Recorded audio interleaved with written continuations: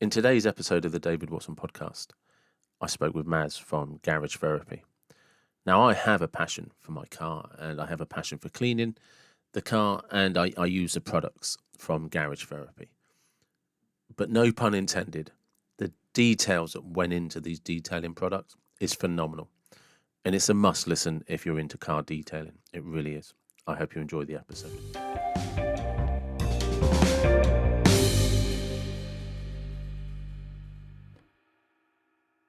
Hello, welcome to the David Watson podcast. How are you? Thank you very much. Yeah, I'm very good. Thank you. Thanks for the invitation No, to I talk to you today. very much appreciate you coming in, or coming on to that, especially as I actually use your products. And Okay.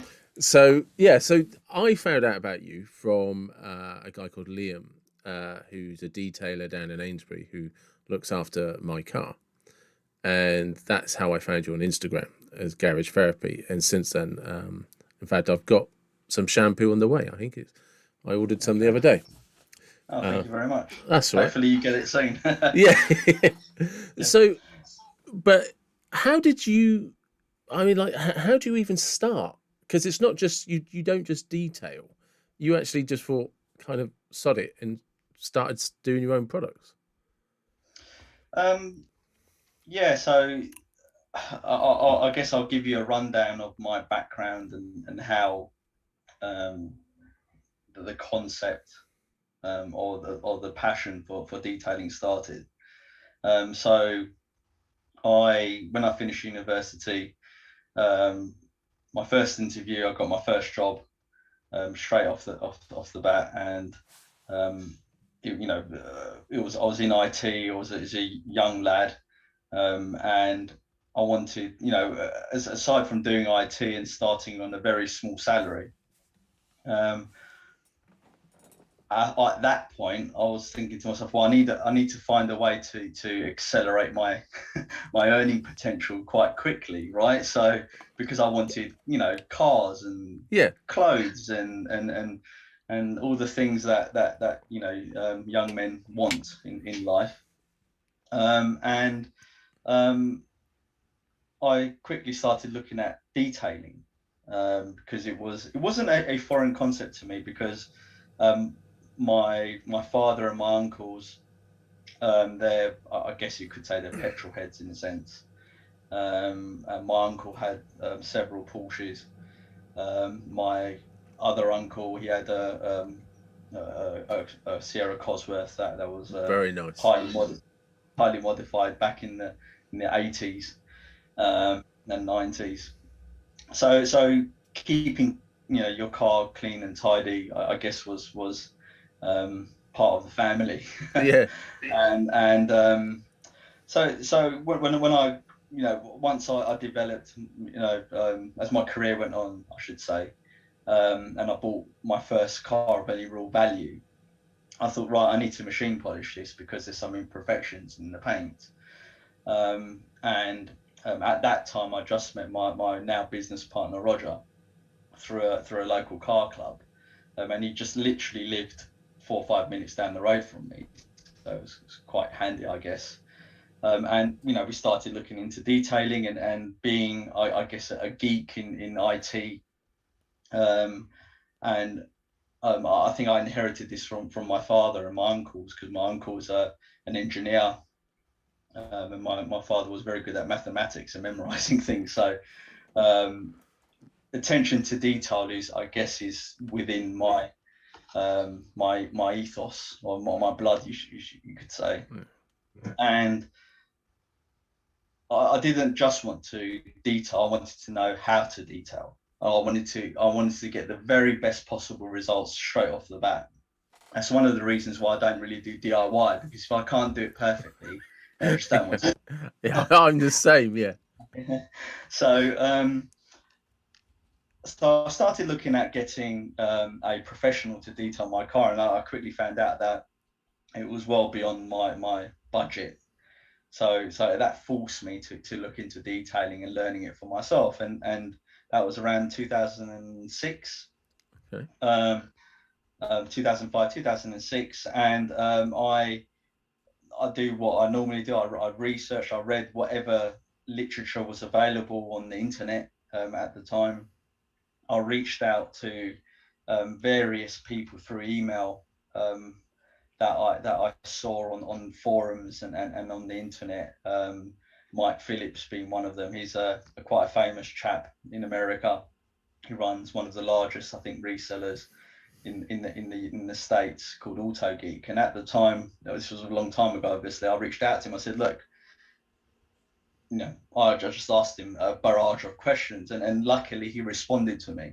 Nice guy. And then and then he did 2 or 3 emails back and forward, and he gave me, tips on how to start, what to do.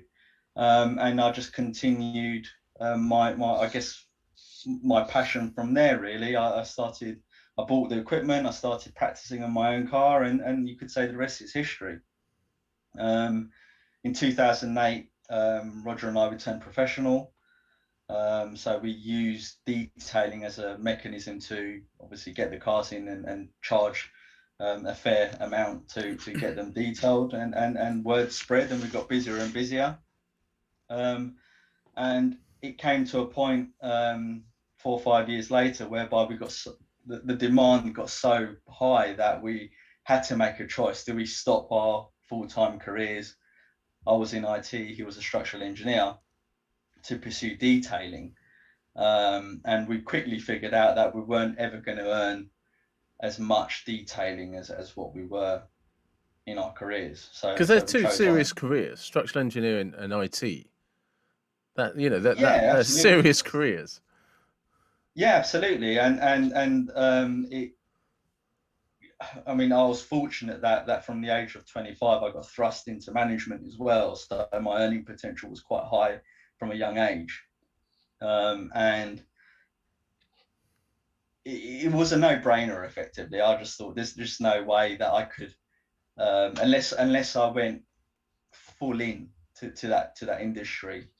Not that I wasn't full in anyway, but full time. And really, set up a shop, let's call it, or a unit, and had 3 or 4 cars in a week of significant value, and the details of significant size to earn the same sort of money. I thought it's just not possible. So we chose our careers, and we chose to wind down the business, or wind it down to the point whereby we only did cars that we really wanted to do. Yeah. As just to keep us up to date and as a hobby, really. And in 2018, Roger, many years later, Roger got himself a new car, and he came to my house and showed me the car and everything, and he said, "Oh, we should start detailing again." And I chuckled. I said, "You got to be joking! I can barely survive at work and having a young family, let alone start machine polishing cars again." And I said to him, "I tell you what, with now I'm a lot older and I know a lot more about business, and I have contacts within various industries. Let's start a car care brand." So a good friend of mine, his name is Asher Long. He used to he worked for Microsoft, and he helped design the Aero interface, which I don't know what your background is, what your industry is, but that is the graphics that were used in Windows 7 when it was first introduced. Okay. And the UI interface. He was part of the development team that created that. So he was a very talented individual. Yeah. And since then, he's an entrepreneur. And since then, he went to Google. He helped develop YouTube. And he started up his own business, and he got a private investment from the ex-owner of LinkedIn to start his own venture, and he was very successful at that. So I gave him a call and I said, "Ash, I have this idea. Can you? What do you think?" And 3 hours later, we had a name, we had a logo, and a brief as to what we, the vision that Roger and I had, and Ash with his input into that vision. A company effectively, and it was that, that's effectively how Garage Therapy started. Was rather than going back into detailing and on the hands-on Yeah. capacity, machine polishing cars and making them look great, which is, don't get me wrong, I still do it, and it's very enjoyable. When I do dip my toe into that, I decided to put what I've learned in my career and in business effectively into practice, with some caveats as to how far I was going to put, or how quickly I was going to push the business, and how far. So it was either you get a ton of investment in early doors, and you try and explode on the industry, or you start small and let it grow. Yeah. And when I started Garage Therapy, I still had had a job with a big corporate. So it was very much, I guess, a secret side hustle. And so I thought we'll start it small, and just let it grow and see what happens, because it's a very competitive industry. So that was the way. But it's remarkable how well it's done, considering how reluctant you were to do it. Yes, I mean it's remarkable in the sense that it's such a competitive industry. There's so many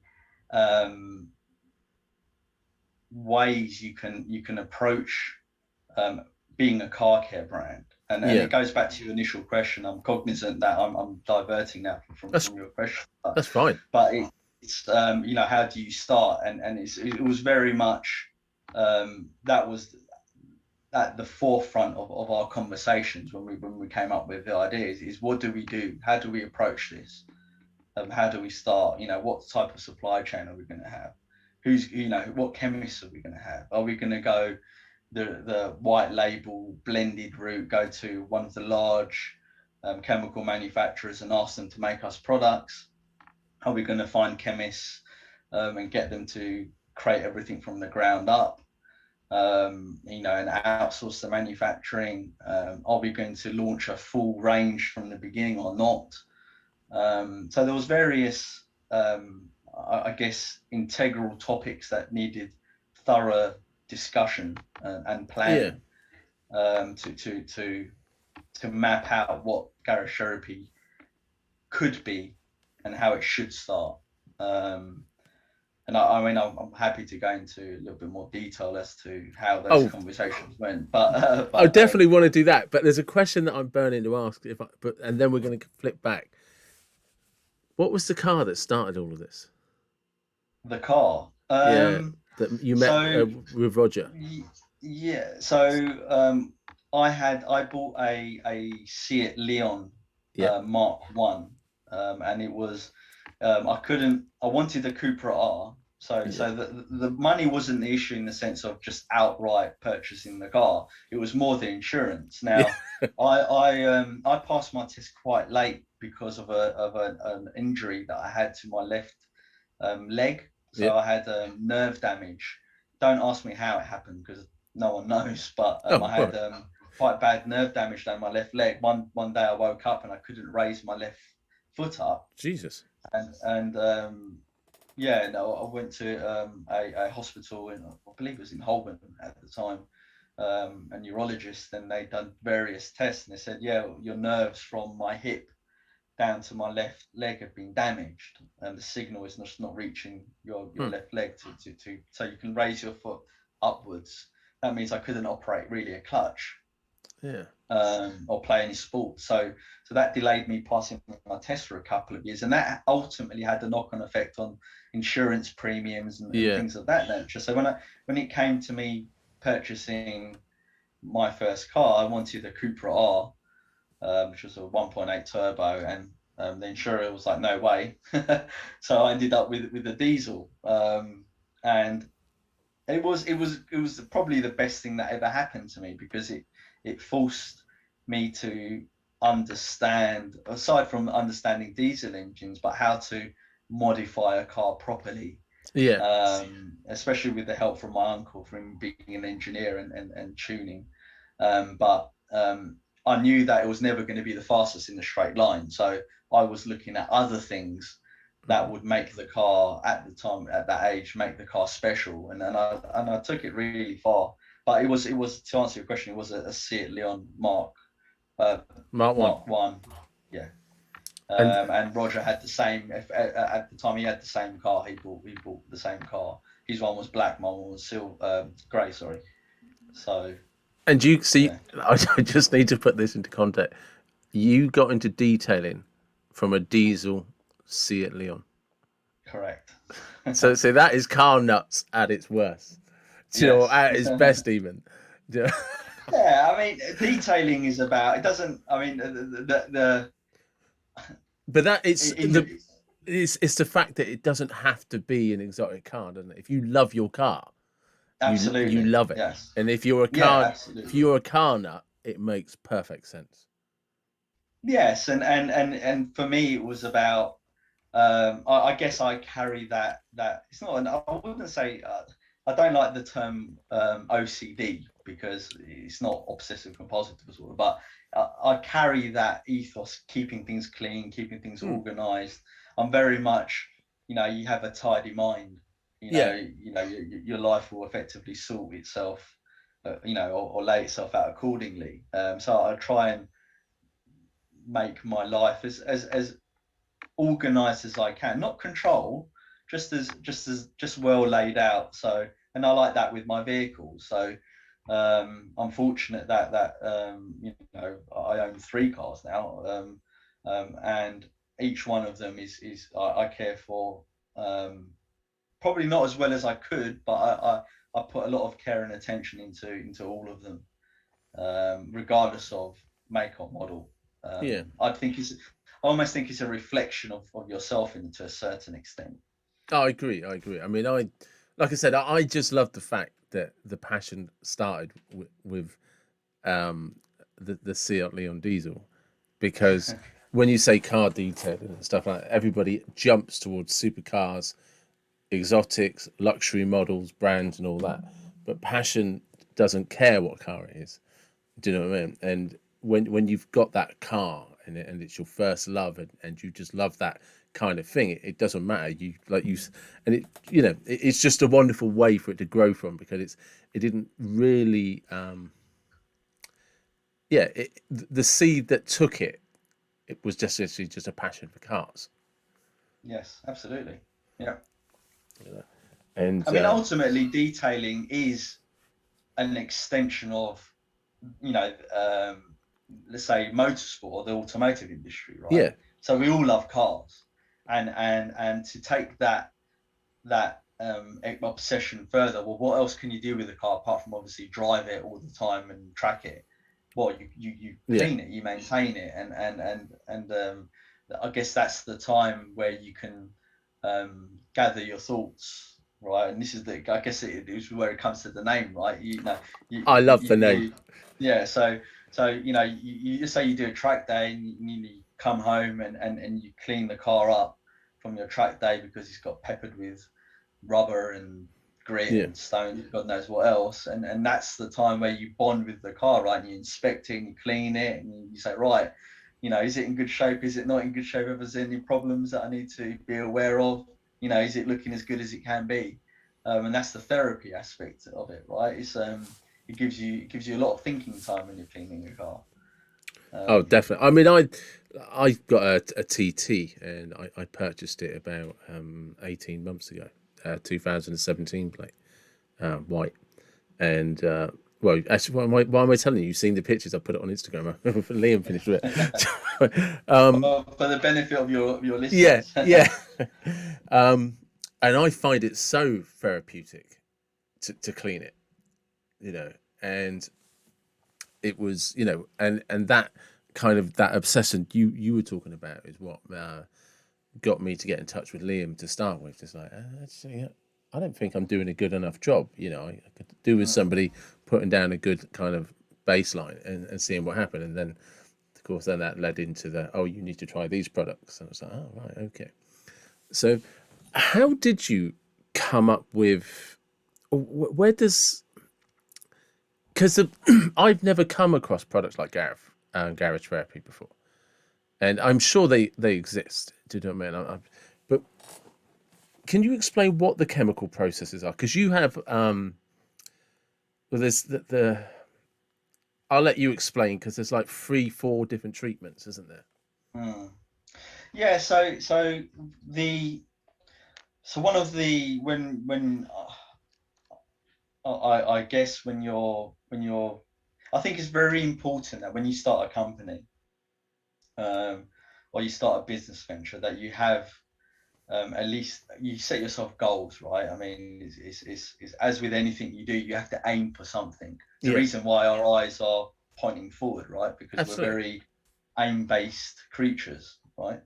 So, when Roger and I sat down and when we thought about garage therapy and what it could be and what our goals are, um, we had to we had to figure out, right, what products do we want to create, and what are the USPs for those products.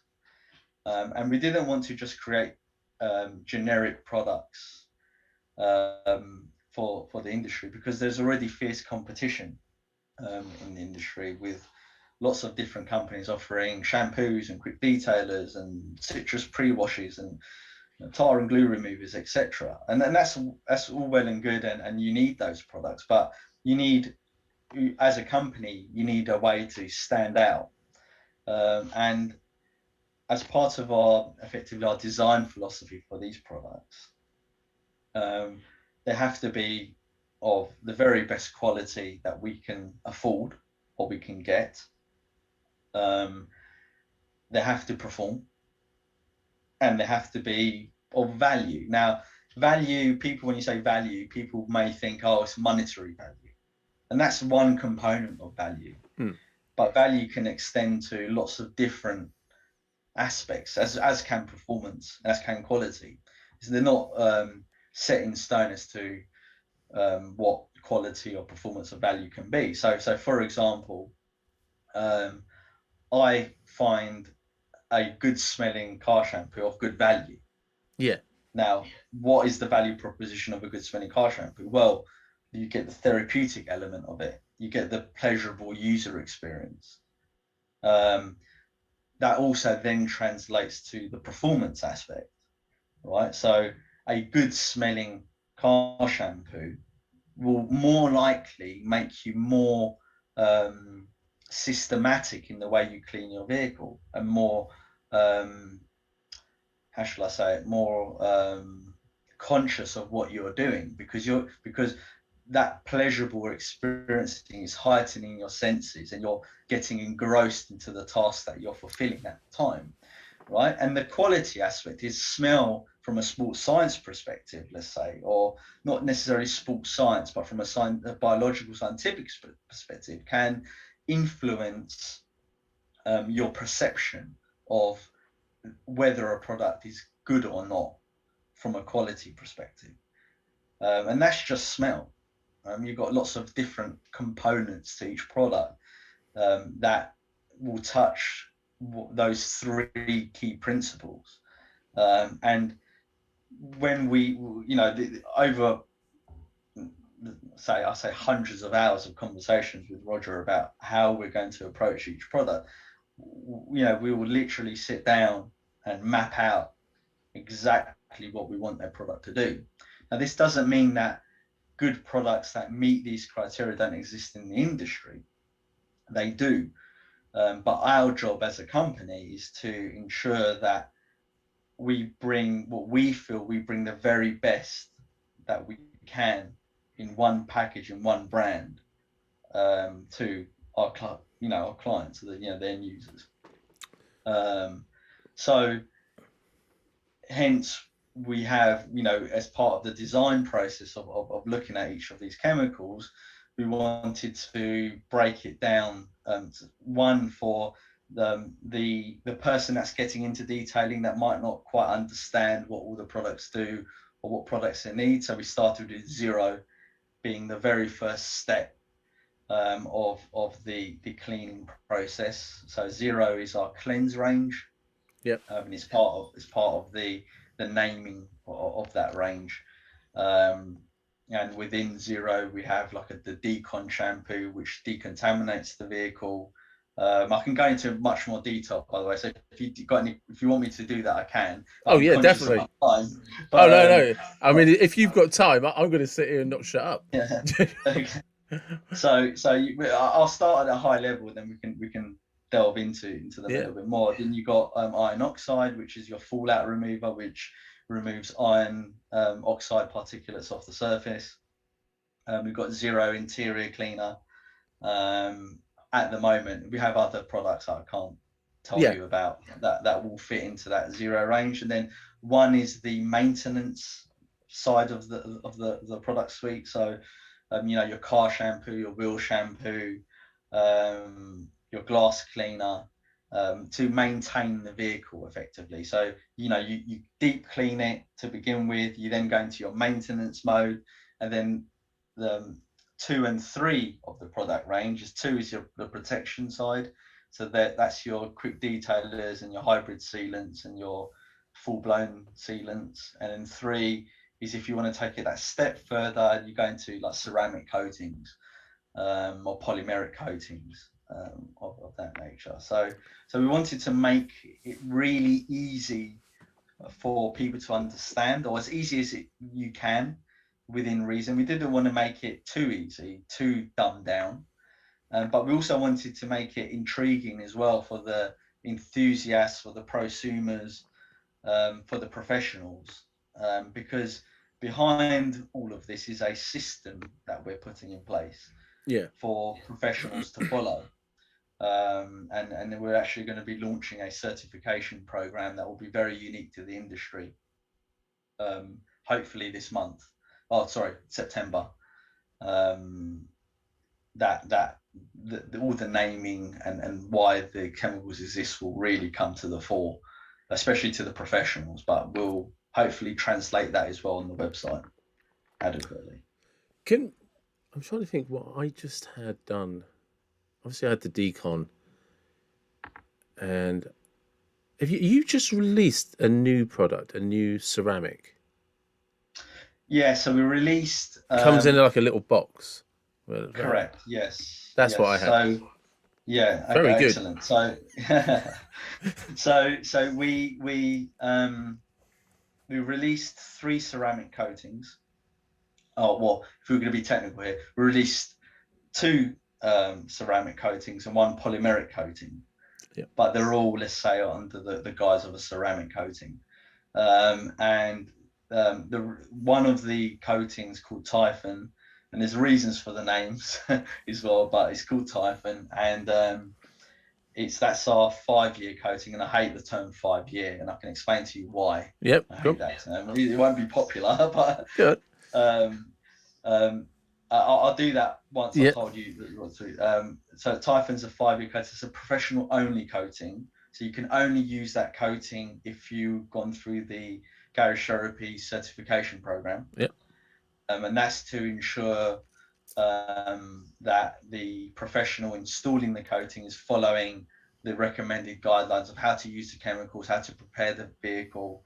There's other aspects as well, as we want to ensure that the professional is insured, as well for public liability and all that jazz effectively, and that they know the ins and outs of how the coating works. So when you apply ceramic coating, you have to do it in a specific way of application and then removal. And the removal part generally is the more difficult part of the process. Well, actually, the most difficult part of the process is preparing the paint for the coating. That's the most time-consuming part. But with the professional coatings, where they're a lot more difficult to apply than the more consumer targeted coatings, you need that extra level of training to install it. We released Cerberus, which is a 3-year coating, which I believe is what you had on your car, Okay.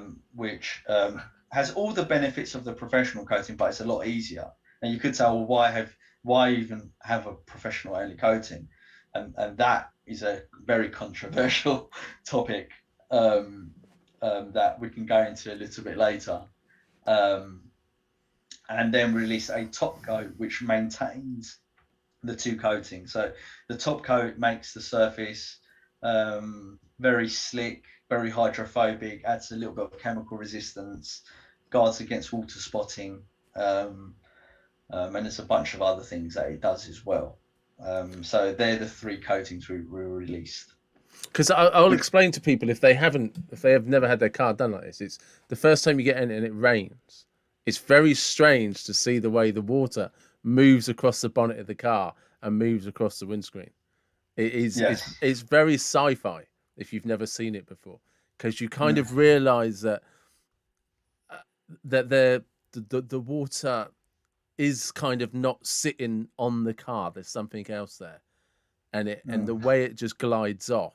You're like, oh yeah.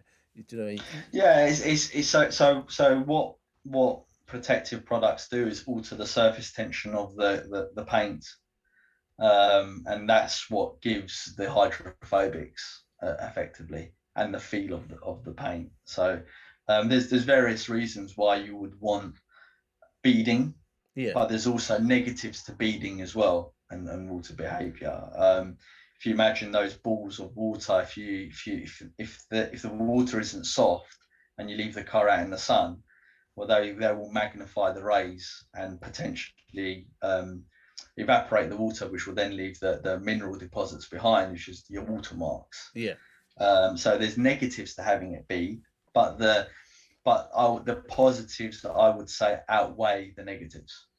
Okay. And if you care for it properly, you can mitigate a lot of those troubles. Yeah, yeah. I can only talk from my own experience of having it. You know, I wash my car probably about once a week to once a fortnight. Just wash it with water and wipe it down, and then dry it off. And then about every 3 to 4 weeks, shampoo. And Okay. and it just never, I wash it down with water after like what Liam's done after about a week, Yeah. and it'll just look like I've left Liam's. Yeah. So That's really good. yeah, yeah. Yeah. As long as I dry it off and polish it, like dry it off Yeah. properly, it'll look like Yeah. it's just been done again. And I find Yeah. I can probably do that 2 or 3 times, and then shampoo everything, and it's like Yeah. And that's the ultimate aim of the car care products. So I think one of the things that I believe Garage Therapy does at the moment maybe better than others, is we're not scared to talk about the products and what the ultimate goal is for the products. You'll notice, and I'm sure when you look on Instagram, some companies will focus on the color of their wheel cleaner, or the color of their snow foam, or whether it's got good water behavior. Well, not to say that we don't do that as well, but we'll have a conversation about, is beading good or not, yeah, even though our products make things bead. But we're more than happy to inform people and educate them of the negatives of beading, as well as the positives as well. And we're happy to have that conversation, because one of the things that Roger and I were very clear on in the beginning is we don't want to treat our customers like they're babies yeah. effectively. We them the information, arm them with the information, then they can make their own informed decisions going forward. And I think our customers respect that. Yeah, because I think as well, the customers you've got, and I won't sort of say names or anything of other products and stuff, but you're not going into a high street shop to buy. You've probably all, like we all did, we all started there to a degree. We went in, picked up stuff, and then you learn about other stuff, and you kind of keep progressing. So by the time somebody, if they don't just jump straight to Garage Therapy, by the time they find you, they're going to be it's because they're searching for more than what they can get off the high street. Yeah, absolutely. And yeah, and it's like with anything, right? The more, you don't.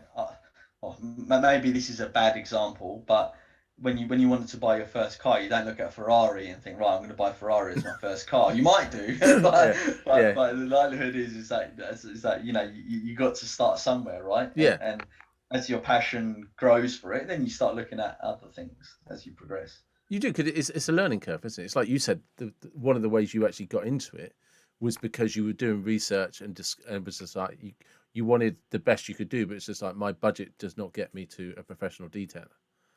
So Mm, right, so how can I do that for myself? And it was an education that led you to here. absolutely. But so, what is controversial about the 5 year So professional only coating? yeah, so and this is not. Um, I've always thought this ever since coatings effectively hit the market. Um, but one of there's some effectively universal truths that you can't escape with Hmm. cars. They're going to get driven Yeah, generally, yeah, yeah, right. They're going to get dirty, and as a byproduct of them getting dirty, you're going to have bonded contaminants in the car. yeah, There's no two ways about it. It's going to happen.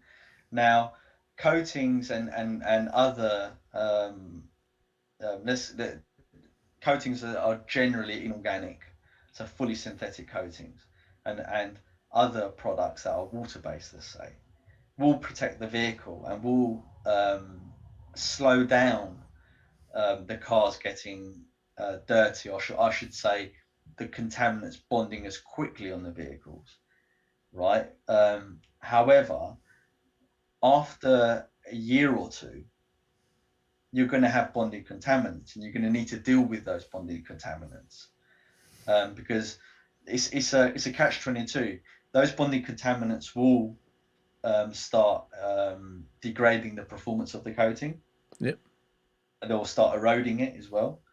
Because a lot of those contaminants will be most likely be acidic um, or even high alkaline, depending on how you care for your vehicle.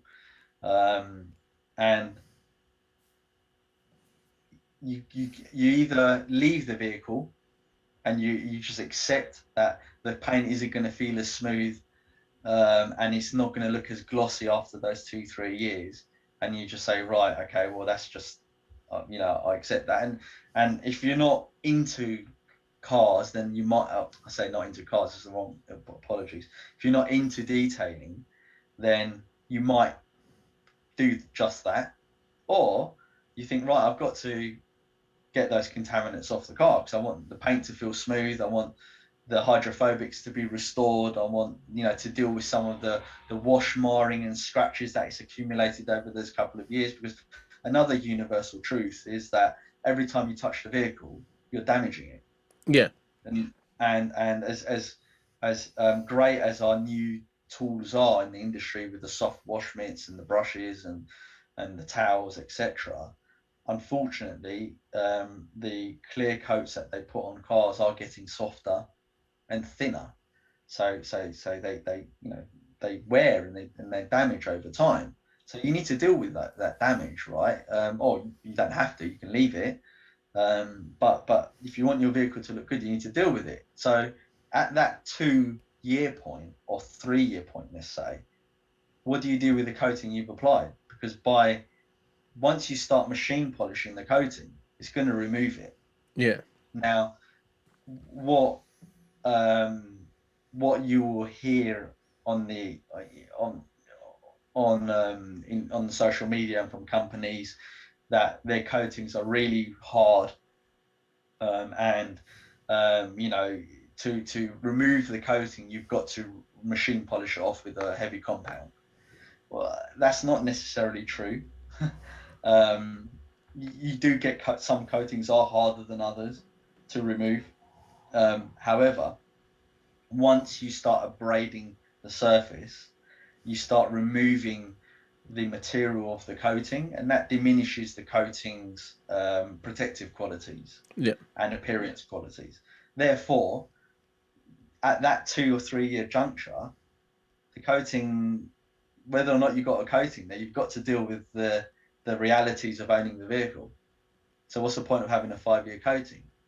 Now, if I'm playing devil's advocate, I would argue against myself. Well, the point of having a 5-year coating is that those 5-year coatings are of higher solids, that we'll say. They lay down thicker. So therefore, their performance drop off over the years is a lot less of a steep curve than, let's say, the 2 or 3 year coatings. That in itself is a mind. That's not necessarily true what I just said, but it's relatively true. Yeah. So you get some coatings that you would get incredibly high performance, like a flat line. Imagine like a torque, a power car. You'll get a flat line and then it will tail off quickly. You get some that gradually degrade. You get all sorts of behaviours of how coatings degrade over time. But generally, the longer term coatings will degrade slower, you would imagine, than the shorter. So there's the argument there as well. You're getting greater performance for those 2-3 years than what you would if you had a 3-year coating. And again, you could easily argue against those points, for or against. So I'm of the opinion that really you don't really need anything more than a 2 or 3 year coating on the vehicle, because at that 2 or 3 year mark, you're going to want to send it back to your detailer for them to inspect the vehicle and potentially machine polish and recoat the vehicle anyway. Okay. But equally, if the car's a garage, I hate the term garage cream, but if the car's garage, you don't drive it often, like my car, right? Then the coating's going to last for a very long time, so you don't need to worry about it. But you know, what I'm saying is a good generalisation of the problem.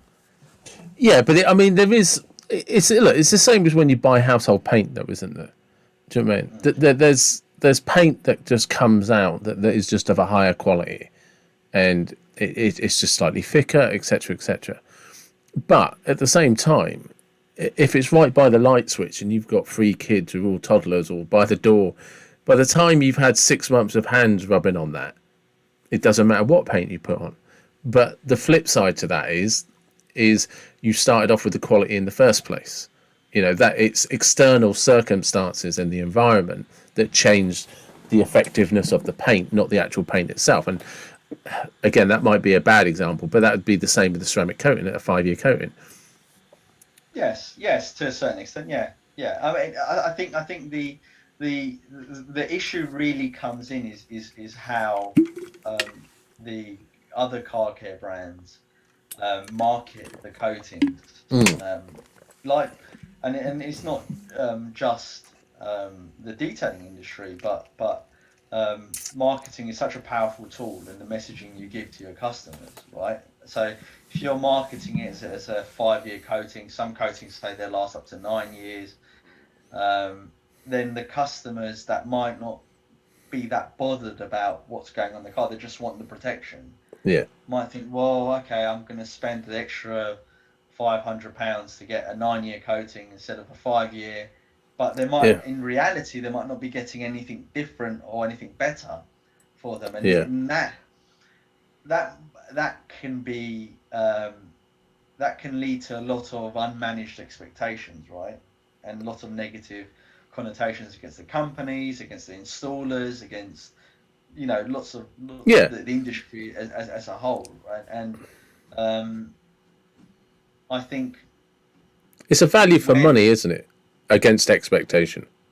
Yes, and I think one of the issues as well is that because the barrier to entry in our industry is a little bit low, in a sense, to the fact that you can go to a company and get off-the-shelf chemicals all to the cent and bring them out to the market, that then you get some companies not giving the right information to their customers, so then the expectation levels aren't managed correctly, or there's misinformation, and then you get into a whole world of... Well, that actually does bring us back to something we nearly got into earlier on, is how did you decide, because you're not white label, so how did you decide to what chemicals to use and why? It's so we wanted to work. Okay, so we don't have manufacturing facilities to make our own chemicals in house. So we need to effectively hire the expertise to Yeah. do that. And I don't have any shame in saying that. What you will hear is that if you don't have your own in-house chemist, then yeah, you're not as good as XYZ brand, which is the biggest load of nonsense. Yeah. I think Yeah, you're not as good as the world's best industries and chemicals. Okay. Yeah, it's like let's liken it to the car thing, right? If you said to Horatio Pagani, you're never going to be like Ferrari because you don't have their resources and stuff. Yeah. Well, look at him now. It's like Yeah. it's so and you can equally say that with Lotus, right? They're they were virtually bankrupt, right? Still made great vehicles. Yeah. So with us, we due to our technical nature, we knew what we wanted, and what we wanted is just not possible with off-the-shelf chemicals. So we needed to find chemists, and I was lucky that one of my a friend that I've known for a very long time works for a very large raw material manufacturer. So I reached out to him and said, "Look, I need chemists," and we worked with several chemists in the beginning, and it wasn't good. There's various ways of working that Roger and I like to instill, and part of that is allowing us into the design process, the manufacturing process, why certain chemicals are used, why they're not used. We want that complete transparency about people we're hiring. We know everything we possibly can about how the chemicals are formulated and how they're made. So that is a lot more expensive, getting that expertise, and it's rare as well to find the chemist that can do that.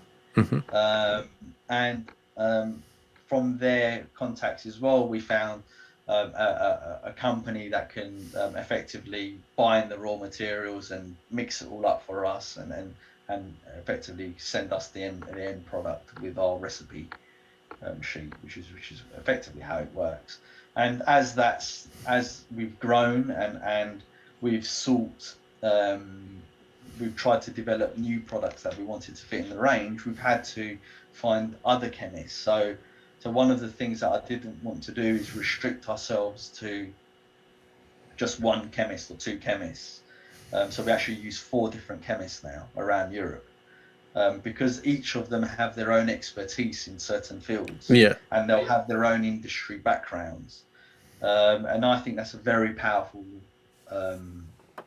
tool to harness, and expertise to harness, to get, because one chemist might not be that good at making detergents, and another one might be really good at making detergents. One won't have the expertise to make coatings, the other one has all the expertise to make coatings. So you've got to find the right companies and chemists to help you create what you want. Yeah, because it's complex, isn't it? Because a decontaminant and a detergent and a ceramic coating or a polymer coating, they're all different. It's all different assets or facets of chemistry. They're not the same. They're not the same, no. And it's like with anything, right? Is you're only as good as the knowledge you've consumed and your experience. It's the same with chemists. So they'll be brilliant, but they won't know everything. Yeah. Or there won't be another thing as well is the chemists aren't detailers either. So they can. It's like the guys who create games, right? They'll code the game, and they'll code the AI, and they'll code the graphics and everything like that. Doesn't mean they're good at playing the game though. They might be awful. There's probably quite a few that are terrible, actually. Yeah, but you get the professionals that know how to play the game and they're brilliant at it. Now, the fact that the professional gamer didn't create the game, doesn't mean anything. It's the same with the chemists. They can create an amazing chemical, or they can create a chemical, but they won't necessarily know whether it's good or not. Not necessarily. Yeah. Now, there's things that will tell them whether a chemical is concentrated or effective or whatever metric you're measuring at the time.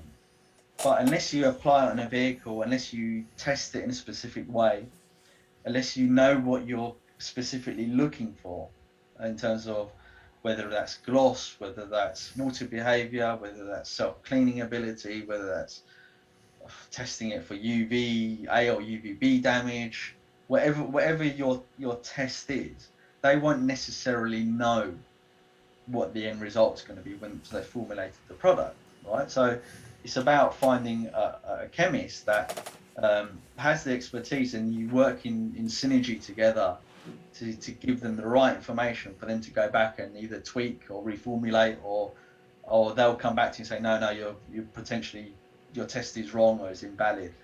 And it's one of the things Roger and I, not so much now, because it wears on you after a while, but certainly in the first few years, very, very data driven. Yeah.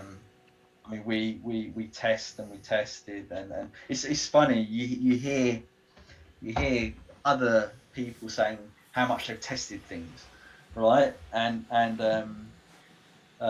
it's sometimes you wonder how much really have they tested things, Yeah. Yeah. because I remember one evening where Roger and I were looking at data on an Excel spreadsheet, and we were measuring gloss at the time, and we have several pieces of expensive equipment that measure gloss, and other metrics, and we were looking at all of our test results, and we had pages of notes that we took while we were testing, and we were trying to decipher the information, and we had so much data, and we were looking at it for so many hours, that in the end, the data was useless because it was too much data, and we couldn't see any pattern to it. We couldn't, Okay. is the product increasing gloss or decreasing gloss? Because gloss in itself is another.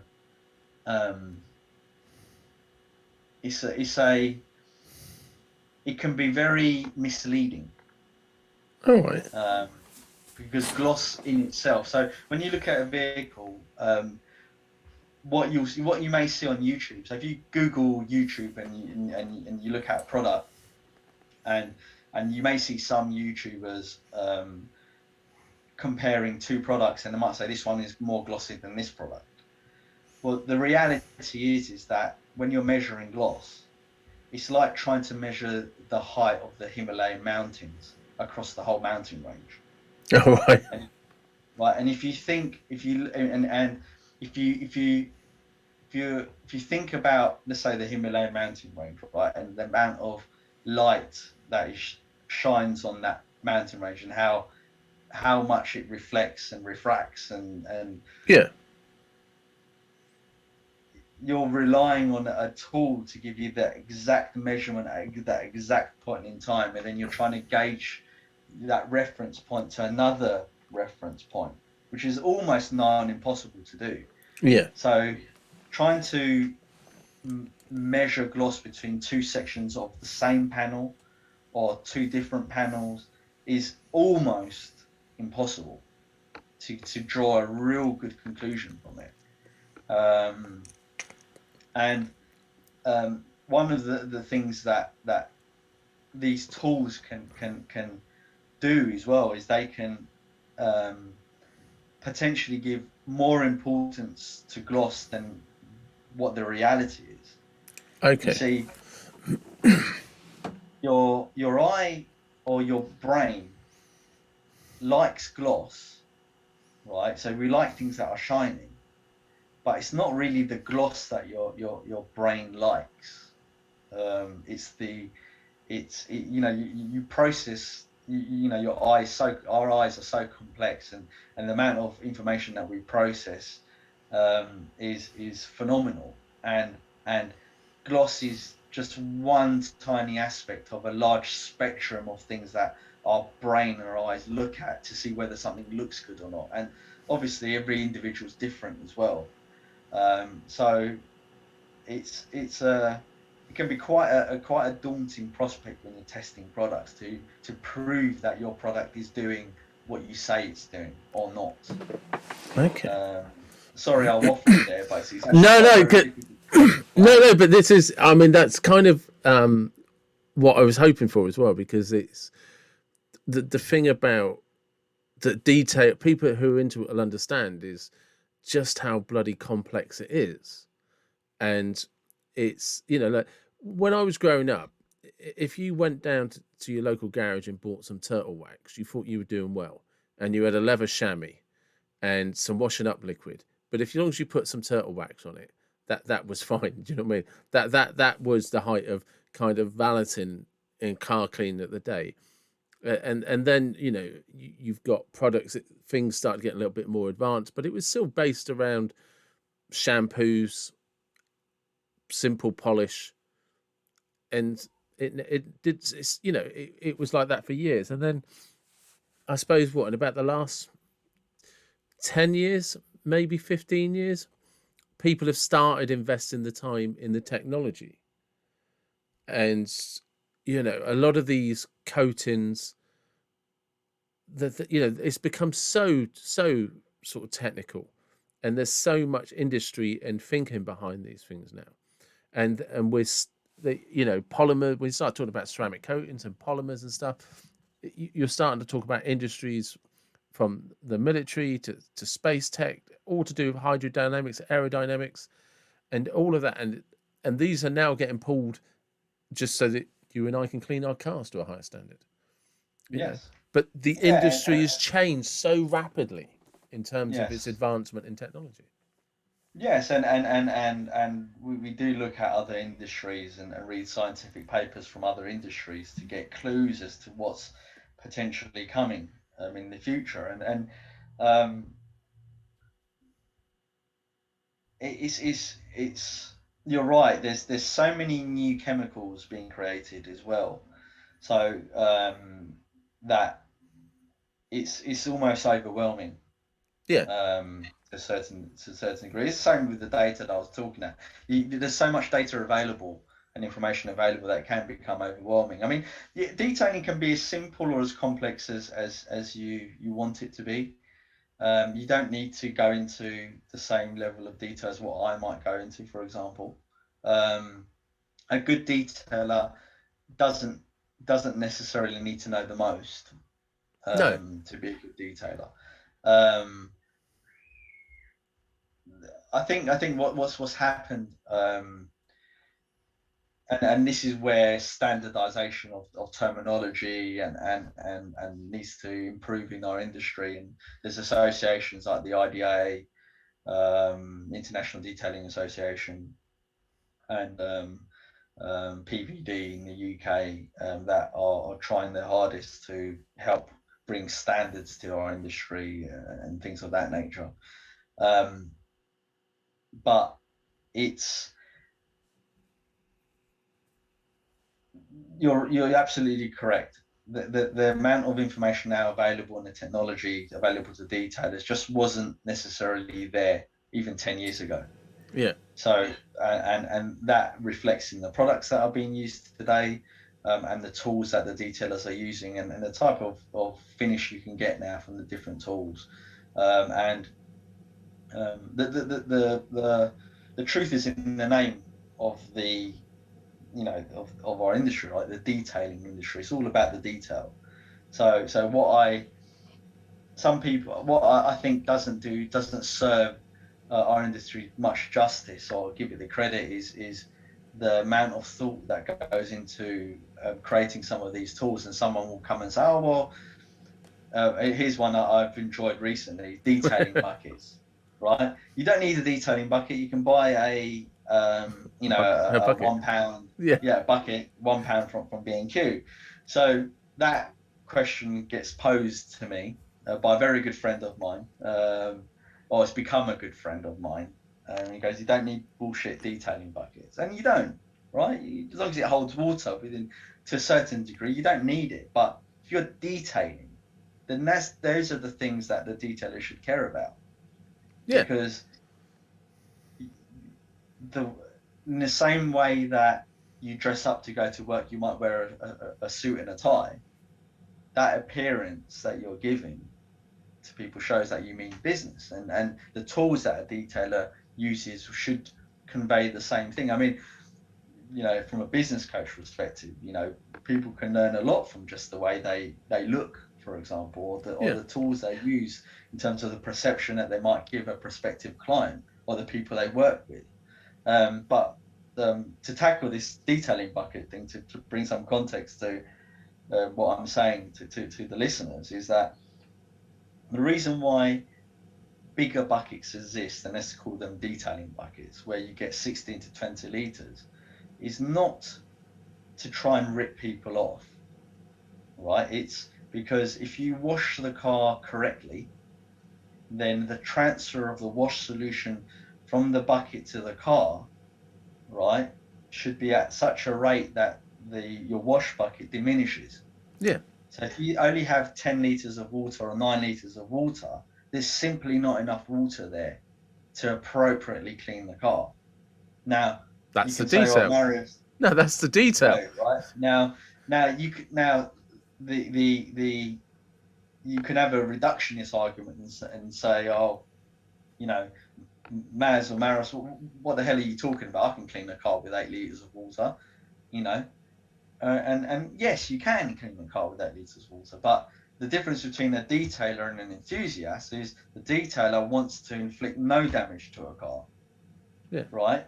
Or they want to inflict the minimal amount of damage and do it the safest way possible, and to ensure that the safest way possible is done is to ensure that the wash solution is being appropriately transferred to the vehicle. Right. But that makes perfect sense, though. It does, but you'll get people saying, I don't believe in that, and that's fine. I mean, the purpose of me saying it is not to say to the people, don't throw away your B&Q buckets, go and buy 10, 15 quid buckets, Yeah. But again, it just depends on how far you want and yet, to take the funny thing is, anybody could go into their household cupboards, whatever, and they'll have half the products in there will have a solution metric on the back that says you should add so many capsules to this amount of water. Right down to your washing machine for washing powder, softener, all of that. It's all measured based on the dilution of water or the dilution of the liquid you're putting it into. Yes. So that would make perfect sense that actually your standard bucket isn't enough for the dilution of the water for application that you need. I mean, yes and no. I mean, so dilution. It's because I'm selling myself a bucket now, a detailing bucket. There you go. Yeah, justify it to the wife. But it's interesting you should say that and concentrate. So not all liquids, right, or chemicals are equal. No. Right. Not all concentrations are equal either. The detailer, again, he should know his chemicals, or he should absorb the information on the back of the label as much as possible, and understand why the chemist is saying put X amount of product into X amount of water, etc., and dial up or dial down that dilution appropriately for the job they're doing. However, and here's another area that what I particularly dislike, but it's a reality, is that you may see on the back of a shampoo, you may see it's dilutable 1 to 500 or 1 to 1000, 1 to 2000. That doesn't necessarily tell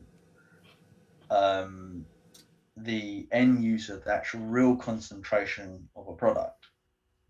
So that is just a guideline that the chemist or the company is giving a user to gain an experience of using that product. And when I say experience, I mean like to gain adequate performance from the chemical to clean the vehicle, let's say. Okay. But that doesn't mean that the product is if it says 1 to 2,000, that is hyper concentrated. It doesn't necessarily mean that, because chemists don't, when they create a chemical, they don't create a chemical to 1 to 2,000 ratio. Everything is how much percentage of chemical is going into the carrying solution, i.e. water, is going into this. And it might be 5%, it might be 10%, it might be 50%, it might be 60%. So that's really the concentration of the chemical, not the 1 to 1,000 or 1 to 2,000 guideline that you're giving to the end user to use. So I'm loving this, but I'm also very conscious of the fact that you were cooking dinner before we started. Right? No, don't worry about that. Don't worry, it's fine. It's fine. I can stay on as long as you want me to. Well, I have one last question, because again, this is something I've bought into myself, but I don't know why. Right, so I have one of those like cleaning mitt things that you put your hand Yes. in, and and you've just launched a new one. Yes. But I don't. I buy one because I know that that's what you're supposed to do. I have no idea why. What makes that better than a cloth, or what makes that better than a towel? I don't. So yeah, so you get yeah, how am I going to explain this? So the reason why we released a wash pad and a wash mitt recently is to do several different things. One is to maximize the potential of the shampoos that we've created to our customers. So if you use, let's say, one car shampoo, Garage Therapy will recommend that you use our wash pad, because we know that wash pad is of sufficient quality, and its design is suited to maximize the shampoo that you bought from us. So you get the best user experience, the best performance, and ultimately then in turn the best value from it. What I guess separates our wash pad from other mitts is very fine margins. So I'm not going to say to you that our wash pad is 100% better than X company's wash pad however, we designed the wash pad. One, it's using some of the best yarn in the world that you could get from Korea. So we used our resources and our contacts to find the manufacturing facilities and the companies in Korea that make these products, and we gave them a brief and said, can you work with us on this? Can you create X, Y, Z? And some of them said yes, some of them said no. And we've chose the one that was willing to work with us on this. We then in turn we tested their products and said, right, okay, their yarn is so soft and it's really high quality. And then we went into the design phase of what we wanted to create. So the wash pad is 23 centimeters by 23. It's a couple of inches deep. The foam, all I will say about the foam and its internal construction is that we're very meticulous into the design of the foam going in it, the lining, the yarn used, how much water it can absorb, how one that gave the user an ability to modulate how much water it absorbed, and the byproduct of that is the way in which it's designed encourages the end user to wash their car better than other wash medium. And the way that I explain this to people is that because of the size of the pad, you need to do less swipes on the panel than what you would with a smaller pad. And that seems obvious, right? But the danger is that if you over wipe a section, you're going to increase the chances of marring the surface or scratching it, even with a shampoo on the surface. So you want to reduce that. Ideally, you want to do it as much as 2 passes per panel at most. If you're doing 3 passes on a panel, it's too much. You're over cleaning the panel. I didn't know. So you want to modulate the pressure you're putting on the car. So I say modulate. You want to, with the size of our pad and the amount of water it can hold, and you can obviously adjust that by giving it a squeeze. But you want the pad. You don't want to feel the need to push down or Yeah. put any extra pressure on the pad. Um, you want it to retain the wash solution as best as possible, and then in turn the suds of the shampoo. Now, another controversial aspect as well is that you hear many people saying suds don't do anything. Well, they don't do anything in terms of necessarily cleaning.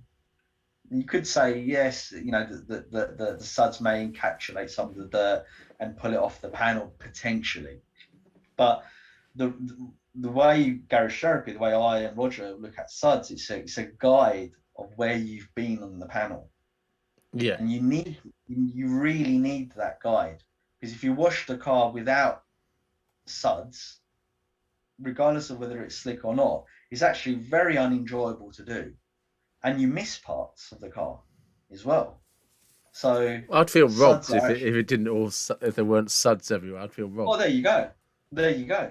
There you go. So it's all parts of the package, right? It's now there's a equally as well. You don't want too much suds Hmm. either, because you don't want it to be hard. You want it to be free rinsing.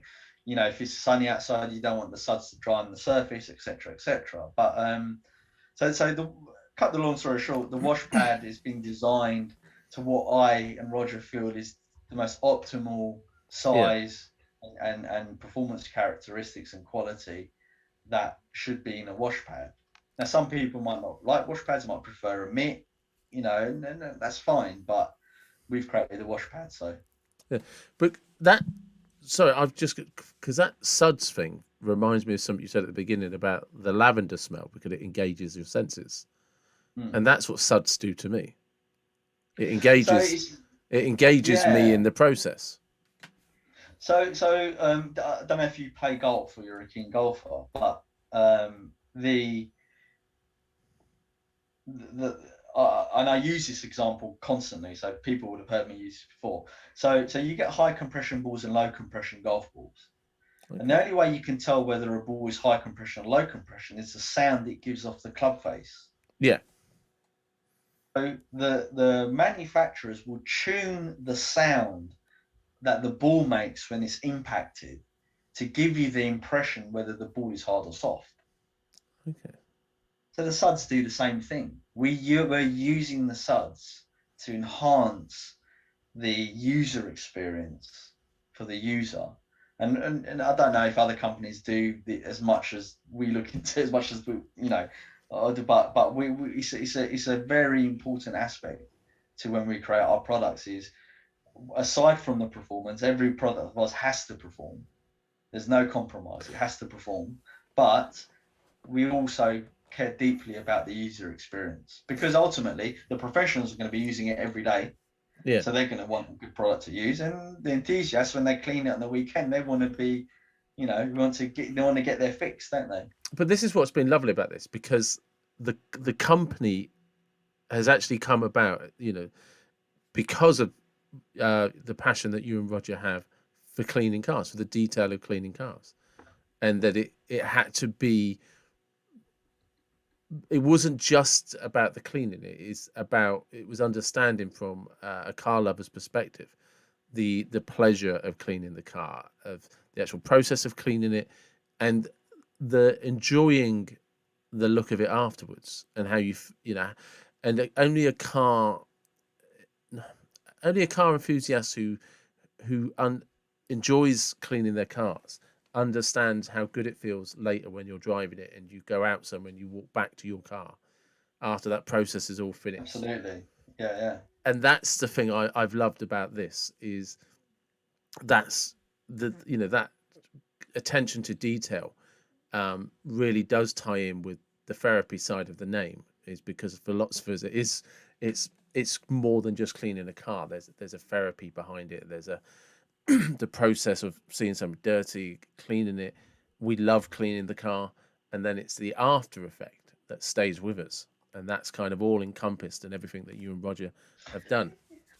Yeah, thank you very much. And I think with the company, we really pride ourselves on, we don't really have gimmicks. Not to say that gimmicks are bad, it Yeah. depends what people's business models are and things like that. But we pride ourselves on taking what we do very, very seriously, and that we do the due diligence in the research, and we really challenge our chemists, to ensure that they do the best possible job they can do, and every aspect of whether it's the performance, whether it's the user experience, whether it's the packaging, whether it's the comms that we're giving, whatever aspect it is that we're constantly thinking, is this the best that we can do? And it's one of the interesting things is I'm just as good as criticizing my own products as what I am, praising them for some of the USPs and stuff that they've got. And I think that's really important, because if it comes to the point where I can't criticize my own products, and I can't improve them, then, well, I haven't done a good enough job, I don't think. And that's probably a great place to stop. Thank you. Thank you very much. Thanks for having me. You're very welcome. So that was Maz from Garage Therapy, and I'm sure you now understand what I meant when I said the detail that went into the detailing. So if you're interested in any of the Garage Therapy products, please check out the links in the description. And as always, thank you very much for listening.